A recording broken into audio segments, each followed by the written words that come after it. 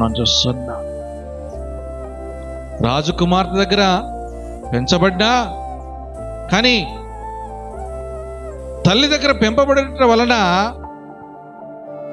ఆయన అనేక విద్యలు మరి విద్యాభ్యాసమును కలిగి నేర్చుకున్నట్టుగా చూస్తున్నాం. మరి ఆ దేశంలో సకల విద్యలు నేర్చుకున్నట్టుగా చూస్తున్నాం. ఆ దేశంలో ఏం కలిగి ఉన్నాయో అన్నిగా జ్ఞానము కలిగిన అన్ని కూడా అక్కడ నేర్చుకున్నట్టుగా చూస్తున్నాం. ఒకవేళ తల్లి దగ్గర ఉంటే నేర్చుకోకపో. అదే పని ఇటుక పని చేసేవాడు. మనం కొన్నిసార్లు మనం చూస్తాం, వేరే ఒరిస్సా వేరే వేరే రాష్ట్రాల నుంచి వచ్చిన ఇటుక బట్టీల్లో చేస్తారు. చేసినప్పుడు వారి చిన్న పిల్లలు కూడా వారు కూడా పని చేస్తారని.